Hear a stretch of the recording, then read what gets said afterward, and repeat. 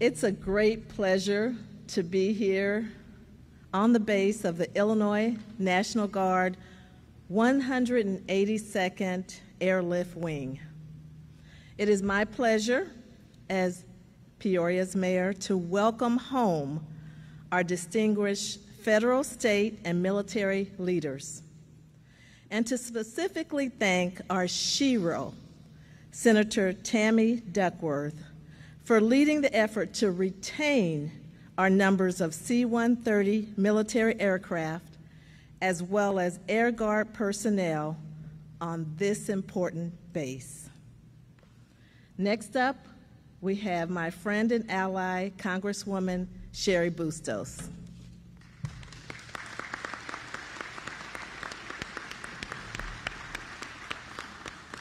Thank you, Mayor Ali. It's a pleasure to be here. It's a pleasure to be in the congressional district that I'm lucky enough to serve. You all may be asking, why do you have the governor, 2 U.S. senators, the mayor, and a congresswoman all in front of you? It's because of this national treasure, Peoria's 182nd Airlift Wing of the Air National Guard. The elected officials here in front of you want to make darn sure that this national treasure is treated right, is treated fairly, and here for the long haul. And it's not just about Peoria, Illinois, but for our national, worldwide safety and defense. This airlift wing has been in this location since 1947 in the city of Peoria. The wing has more than 1,200 men and women who serve here. It's about a $70 million annual investment right here in Peoria. That's why I call it a national treasure. They've been here during the pandemic. Senator Duckworth, Senator Durbin, and I can tell you they were there for us immediately after the mob invaded the Capitol, the U.S. Capitol, on January 6th. We were there. We could make sure that we helped preserve democracy because of the Air National Guard and what they did. They've been there to Afghanistan, to Iraq, all over the world in combat zones for us, for our democracy, for our freedom. The sense of urgency that Senator Durbin and Duckworth, Mayor Ali, Governor Pritzker, and I had today was to make sure that we continue to keep this 182nd Airlift Wing as strong as possible. We just left a meeting where the Chief of Staff of the Air Force assured us that the C-130s are here to stay. If there's one headline, if there's one way that you want to lead your stories today, it's that the C-130s are here to stay.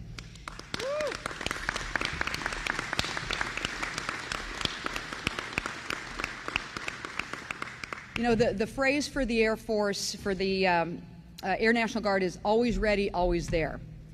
And it's not just because we love Peoria, that we admire, respect the men and women who serve here, but it's because literally they are the best. It's not just me saying that. That's what the metrics say. That's what the data says. It's what the number says right here at the 182nd, that they're the best. And that's why the decision that we heard today from the top of the Air Force is that they are here to stay. This wing leads the entire C-130 community regularly in performance metrics. It's a testament to the dedication, the experience, and the leadership here. I want to do a shout out to Colonel McDonough and his leadership of the men and women, and that is why they're number one. Peoria's interests, our state's interests, and most importantly, the defense and the safety of our nation are what's number one. So we walk away from this meeting today with the chief of the Air Force feeling pretty darn good. And it started with Senator Tammy Duckworth making sure that in her role in the U.S. Senate, made sure that that number of C-130s that were going to be at Air National Guard wings were the right number to make sure that we were going to be in good shape. Followed up by Senator Durbin to make sure from a defense appropriations perspective that he was in the right place to make sure that that was going to happen. And I serve on the Defense Appropriations in the House, and we were doing everything we could to make sure that we were doing right by Peoria. So with that, that's kind of the highlights, but I think we have a few other people who want to share some news with you as well. With that, let me introduce Governor J.B. Pritzker, and thank you, Governor, for being here as well. Thank you.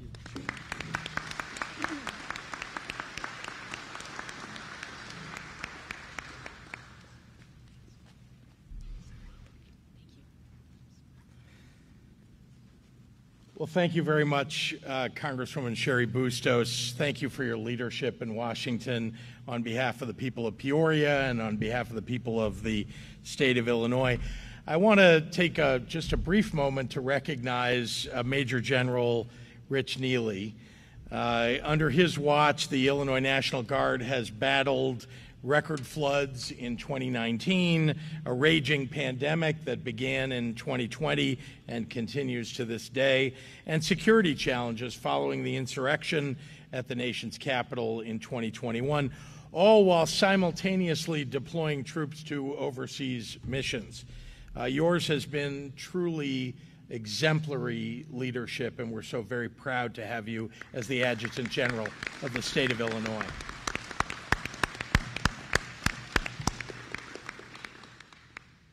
These are just a few examples of how our National Guard will drop everything at a moment's notice to protect their fellow Americans. And the number one way that we can show our gratitude is by ensuring that they have the tools that they need to do so. No one fights harder for our men and women in uniform, especially those here in Illinois, than Senator Tammy Duckworth.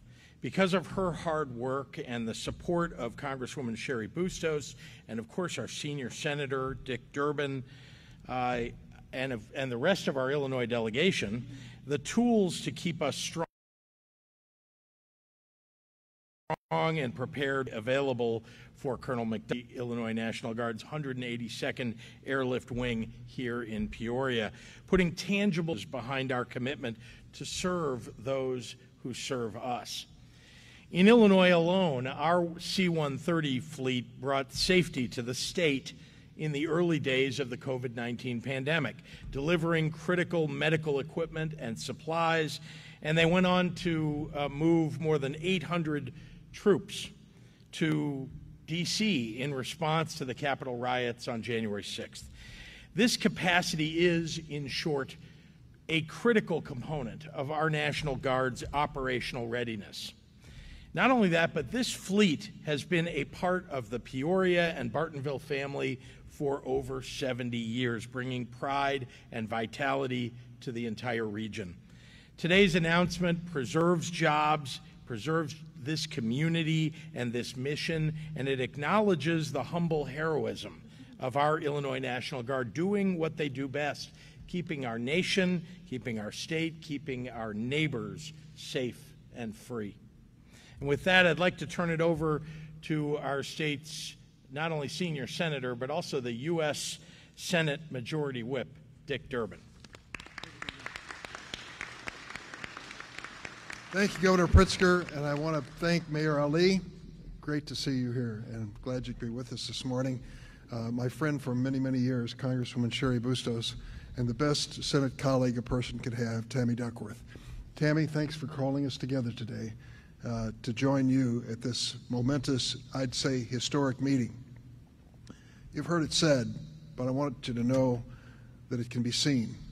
Why did they turn to the 182nd when the Army National Guard had to move over 300 of our neighbors, the men and women of the Guard, out to Washington, D.C. to protect the nation's capital?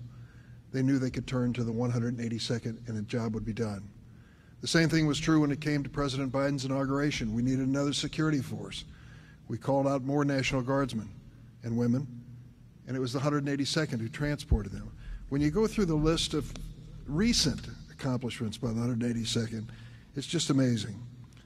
Dealing with the measures that the governor mentioned, bringing high negative pressure tents from the West Coast to Chicago for FEMA and IEMA, supported COVID-19 testing sites and vaccination site efforts with more than 487 personnel, Time and again, the 182nd was there to do the job and to do it right. If you think I'm making up, cue the banners. Take a look at that. That's a record, an amazing record that's been written over years and years. Peoria's 182nd has always won top honors as a National Guard unit, Air Guard unit. And today we had the honor to have the Chief of Staff of the United States Air Force, General Charles Brown, to be here, right here in Peoria with us. It was a meeting in a conference room with maybe 20 people in it, but important history was made. We had a long, good, productive discussion, and then it was up to us, those of us sitting there, led by Senator Duckworth, Congressman Bustos, and I joined in to close the deal. And to close the deal, the question was, okay, if there's a plan in the Air Force over the next 5 years to close Air Guard C-130 units, does it include Peoria? And the answer was no, it does not include Peoria. So we are in a position now to say that the work that we've done in Washington, with Senator Duckworth's work on the Armed Services Committee in the Senate, with the work on the Appropriations Committee I've done with Congresswoman Sherry Bustos, that we can tell the over 1,000 women and men who make the 182nd a success story that they have a bright future because they have done such remarkable work for this state and this nation. We want them to continue in that capacity. And they can trust that as long as she is in the United States Senate, there is one United States Senator who will never forget Illinois, never forget our National Guard, and never forget the men and women in uniform and in civilian capacity that make the 182nd a success story. My colleague, Senator Tammy Duckworth.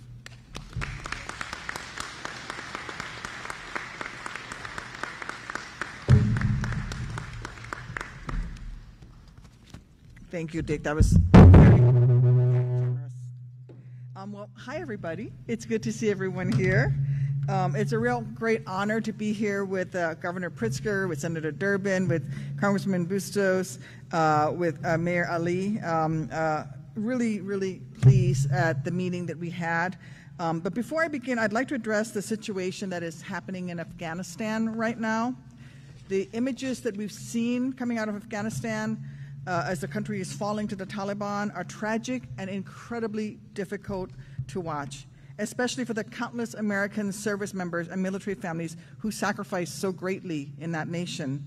And right now, my attention is focused on the evacuation, which includes ensuring that our nation leaves no stone unturned in our efforts to secure the safe return of our constituents.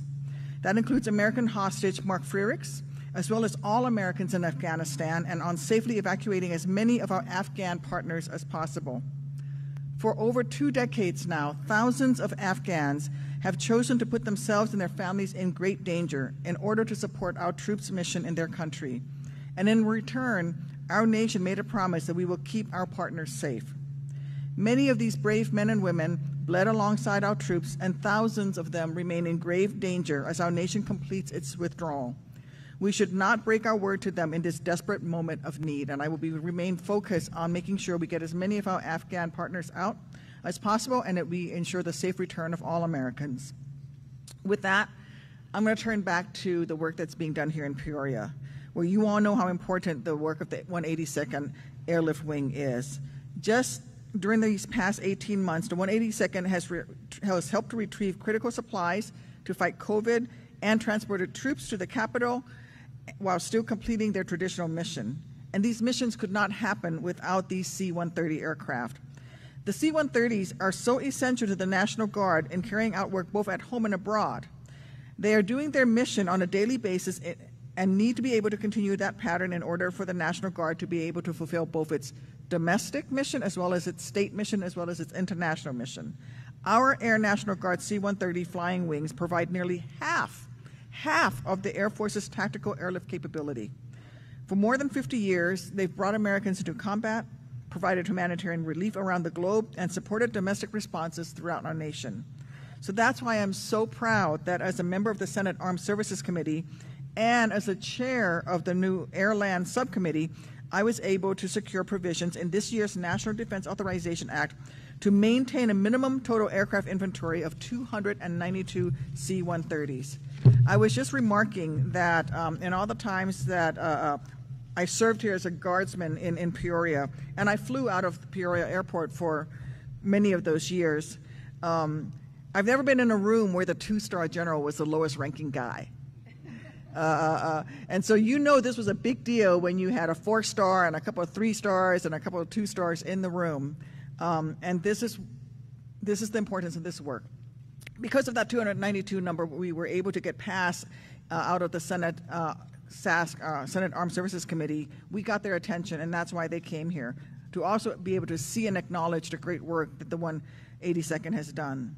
Establishing this minimum of 292 aircraft would ensure the 182nd's mission remains for years to come, and it also means that our National Guard units across the country, especially the one right here in Peoria, have the ability to respond to new emergencies and domestic missions.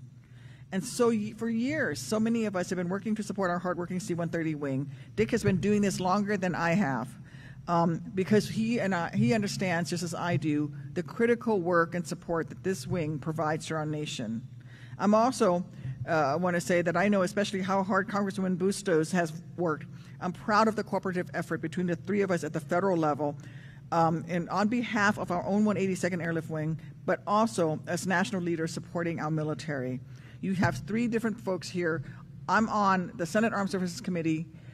Sherry Bustos is on the House Appropriations Committee, and Dick Durbin is on the Armed Services Appropriations Committee.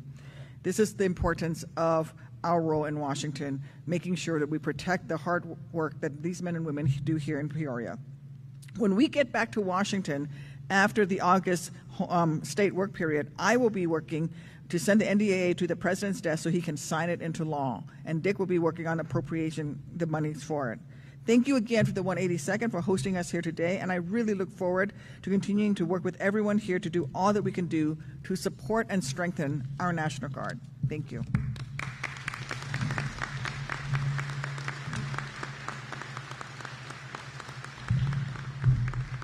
We're going to do questions. We can take some questions.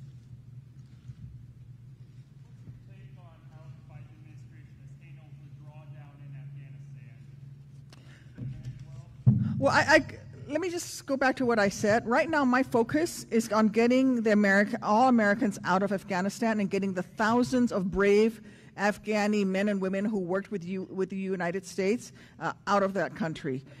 We can talk later on about the drawdown and all that, but right now, our focus needs to be on making sure we leave no American behind, and especially for me, the priority is Mark Frerichs, who's from Illinois, who's been held by the Taliban for well over a year. We need to get him home.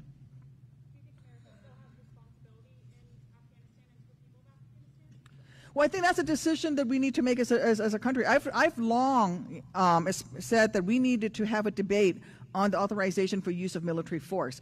Our troops served with great honor, with bravery, with distinction in Afghanistan. They've done their job. The authorization for use of military force that Congress voted on over 20 years ago following the attacks on 9/11, that mission was accomplished.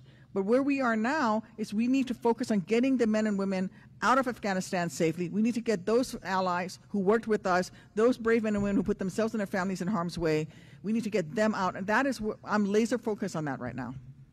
Yeah.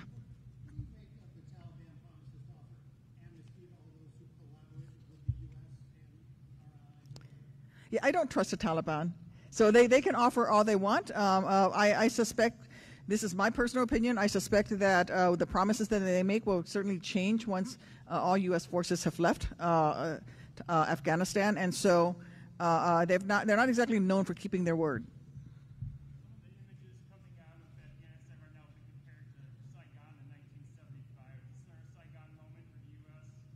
No, I don't think that I don't think that the discussion here should be focused on an after-action review. We need to be focused on getting our troops out of there, getting Americans, civilians who were there, getting the Afghani forces that were there that worked with us out of there. You know, we made a promise to those men and women who put themselves in harm's way. I flew to Fort Lee, Virginia, 2 weeks ago when the first plane loads of the Afghani interpreters arrived and landed at Fort Lee, and I went and I met with them. I met a young man who had been on a IED clearing detail. He had been wounded 3 different times, and he was there with his wife and baby daughter. He deserved to be there. I was there with a young family, a mom and her 3 kids, and the dad who had worked in the U.S. Embassy And those folks, we made a promise to them, and we need to get them out of there. But I will say again, our troops have carried out their mission.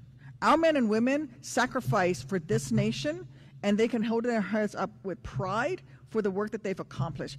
It's just as much as my experience coming out of Iraq when I worked there. People have often said to me, was it worth losing your legs in Iraq? It was worth losing my legs for my nation, because I made an oath to this nation to go where this nation sends me, to go when I was a soldier, to go where my civilian authorities sent me. And so if you want to talk about Afghanistan, then let's have a conversation about the authorization for use of military force. We are letting our troops down when we send them into harm's way based on a debate that we had 20 years ago and has not yet been updated.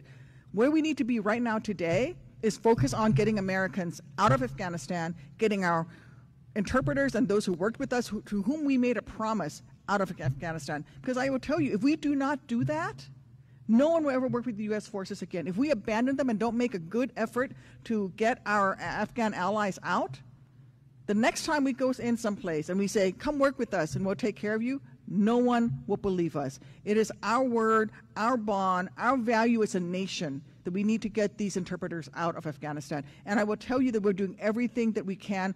I can't say it in an unclassified environment, but I've been in many meetings. I've gone down there and looked myself at the efforts that are being made to get these Afghani interpreters out of there, as well as Americans who are still there. There are many Americans who are there that are not part of the U.S. forces, who are there working with CARE International, working with international not-for-profit agencies and non-governmental organizations. We need to get those folks out as well. But to discuss in too much detail what is being done will put those folks in danger, because they're still trying to get to a place where we can airlift them out.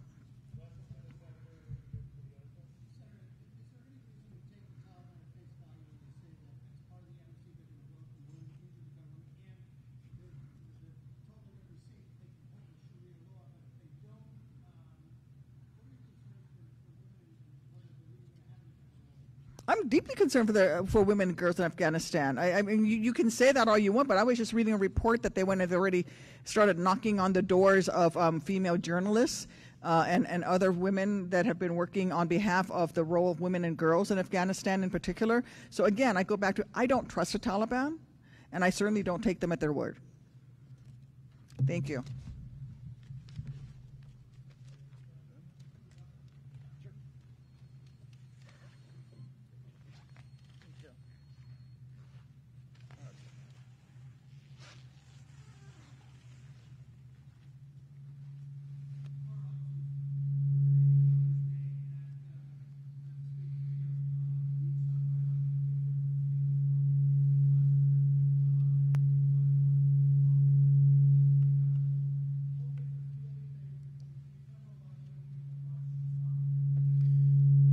Maybe the Republicans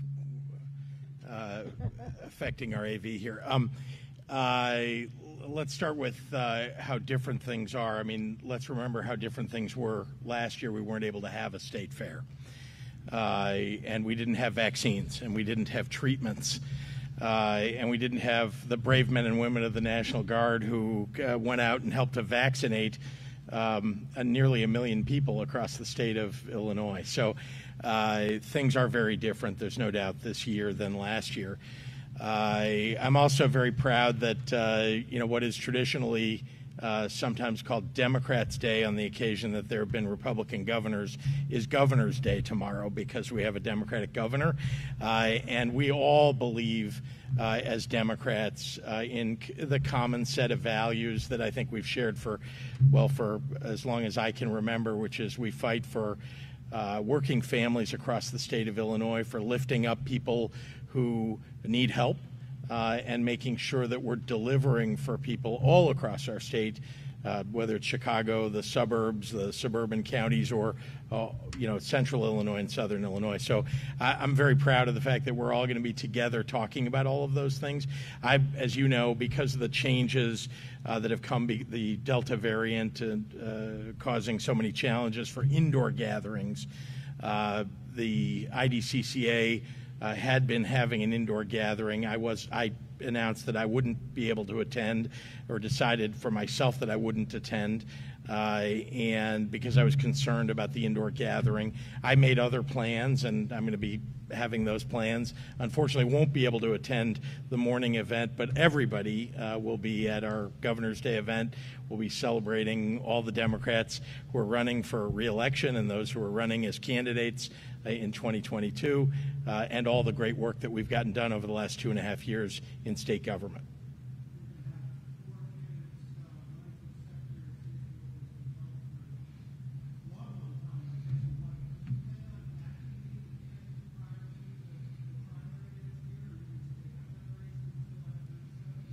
It's not currently my intention to get involved in a Democratic primary for Secretary of State.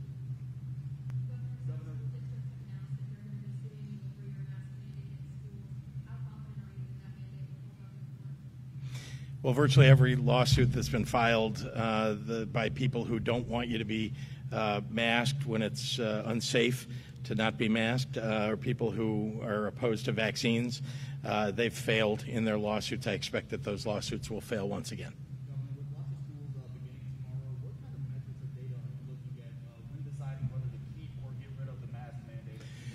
Well, it's very important that we have a requirement for kids going to school to wear masks right now because, as you know, children under 12 don't have vaccines available to them, and the Delta variant, I think we all have seen now, is affecting children to a much greater degree than the original Alpha variant of this virus. So I'm very concerned about the safety of our children and also the people who work in our schools, the teachers, the paraprofessionals, the superintendents, the parents who pick up and drop off their kids, the grandparents. So I think it's just the safest thing to do. People should go out and get vaccinated if they haven't been vaccinated, but those who are unable to, we ought to make sure that everybody in their environment is wearing a mask. When will we be able to take masks off indoors? You know, you've seen that this virus has a certain cycle to it. We haven't been able to predict the cycle very well, but you can watch the numbers and you can see what direction it's going.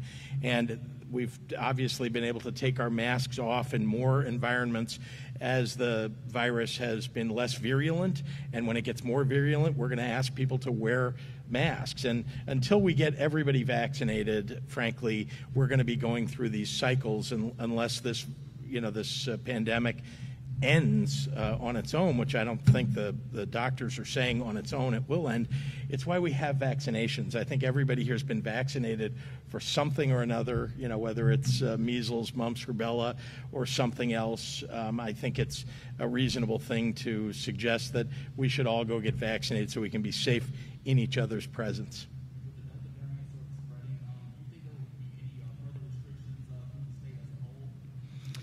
I hope not. That's not something I have in mind, and I've been very careful. I want to make sure that we're keeping people safe, especially our kids as they come back to school. We've worked very hard to make sure our seniors are significantly vaccinated. We have upwards almost 90% of seniors across the state of Illinois are vaccinated, and those who are most vulnerable. And we have actually a pretty good vaccination rate overall compared to most other states and the best in the Midwest. So again, we want to continue to move in that direction, be one of the best states in the country, and I'm very proud of the way that most people have reacted and worked together in their communities to encourage each other to do the right thing.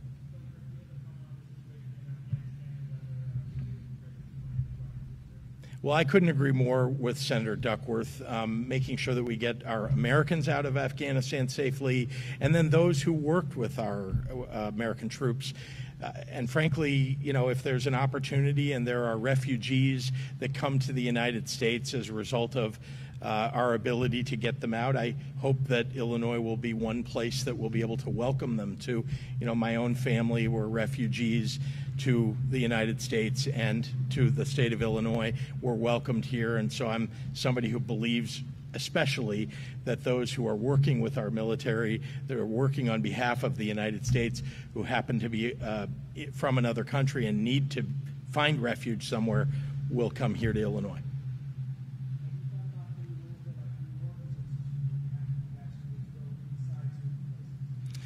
Again, not something that's on the table right now. We're very hopeful that people will continue the upward trend of vaccinations. I don't know if many of you have noticed, but that there has been an upward trend of vaccinations in Illinois over the last several weeks. We're very happy about that. I hope that continues.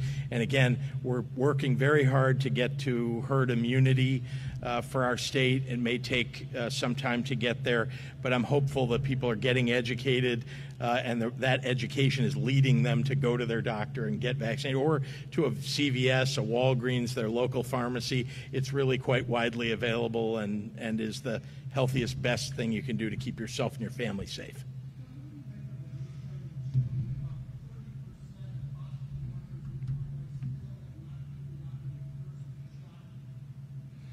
I'm concerned about that. I mean, healthcare environments, particularly, people are walking in vulnerable. They start out, if you're at if you walk in as a potential patient of a healthcare facility, you are already a little bit vulnerable for some reason. And so I'm hopeful that more and more healthcare workers will get vaccinated. And as you know, for workers who work with the state of Illinois, for the state of Illinois, in our veterans' homes, for those who are in 24/7 facilities, the developmentally disabled, et cetera, that the staff will be required as of October 4th to be vaccinated, because I think that's the right thing to do to keep them safe. Again, that's not something that we've put on the table, but I understand that it's happened in other states, and I certainly think that people who are going to healthcare facilities should know that the people that are treating them are, safe, have been vaccinated, and will keep them safe from COVID.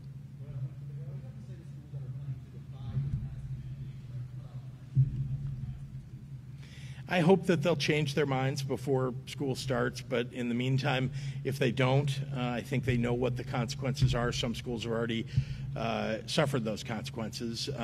Look, we're trying to keep our kids safe. Can we all just agree that that's an extraordinarily important thing for us to do? And as we start school, and we're looking at other states that have already started school, kids are getting sick. In fact, there have been outbreaks where they've had to close the school a week or two after they've opened it. Why don't we say here in Illinois, we're going to keep our kids safe. We're just going to ask people to wear masks. We're going to make sure that they're safe in our schools, and we'll watch the direction of the variant and hope that it heads in a direction that's good for all of us, and that there is an authorized vaccine for kids who are under 12, which will help us cover more than 1 million people in the state of Illinois. As soon as they're available, we're going to make sure that we have them, and that whether it's the National Guard or your physician or CVS or Walgreens, we're going to make sure that you have it available to you in your community. Thank you.